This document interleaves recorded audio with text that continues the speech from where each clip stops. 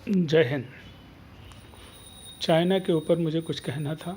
बहुत दिन से सोच रहा था कुछ कहूँ, लेकिन यही सर्वदलीय बैठक का इंतज़ार कर रहा था कि इसमें लोगों की प्रतिक्रिया क्या आएगी। मैं जो सोचा, जो देश सोचा, शायद वही हुआ।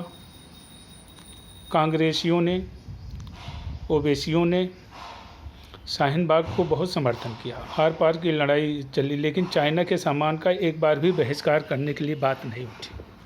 आप लोग ध्यान दीजिए, इस समय देश पूरा जल रहा है, लेकिन चाइना के ऊपर एक भी प्रतिक्रिया ना कांग्रेस की आई है, ना ओवैसी एंड बंधुओं की आई है, ना शाहीन बाग समर्थन करने वाले लोगों की आई है, ना लेफ्ट और कम्युनिस्ट। पंचशील सिद्धांत की बात करते हैं।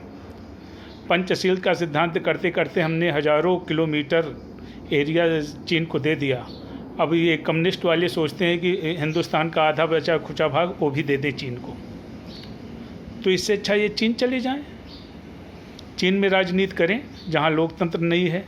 ये साले मर करके अपवाद की ज़िंदगी जिएंगे। ये जो यहाँ पर राजनीति करते हैं, सीताराम येचुरी, डी राजा वगैरह, अगर ये चीन चले जाते हैं और चीन के शासन को इतना अच्छा मानते हैं तो जा कर के रहो गुमनाम ज़िंदगी जी करके। यहाँ आए दिन मीडिया में बैठ करके एक भी सीट नहीं, एक भी जनाधार नहीं, और बातें इतनी लंबी चौड़ी करते हो कि देश के प्रति आपका कोई समर्पण ही नहीं है। और मैं लोगों से पूछना चाहता हूँ, क्या ऐसा हिंदुस्तान की कल्पना करते हो जैसे ये लोग हैं?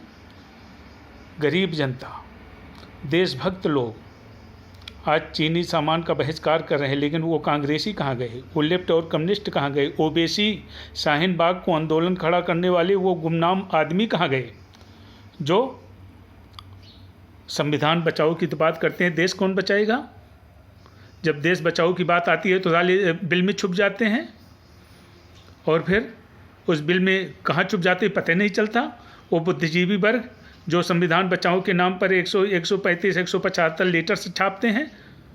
आज ज़रूरत है जब देश की, तो आप भी आगे आओ, रोड पर आप भी चाइना के राष्ट्रपति का पुतला जलाओ। आप भी बताओ कि हम स्वदेशी अपनाएंगे और चीन का बहिष्कार करेंगे। क्या ऐसा नहीं चाहिए? देश को सोचने की ज़रूरत है।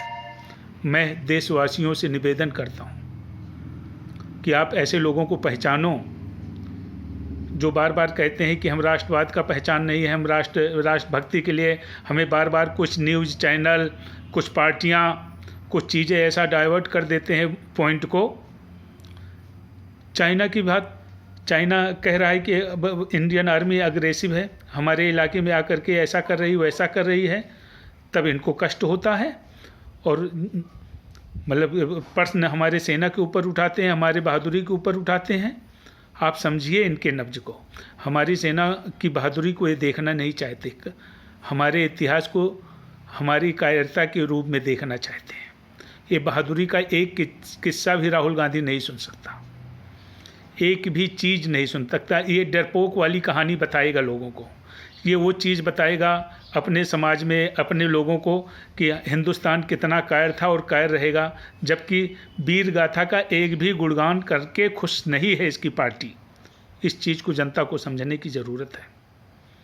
मैं तो ममता दीदी, उद्धव ठाकरे, कोई ज़रूरी नहीं कि भाजपा के चरण स्पर्श कोई करे, लेकिन देश के लिए मर मिटने वाले ये जो आदमी हैं, इनको सत सलाम करता हूँ, नमन करता हूँ।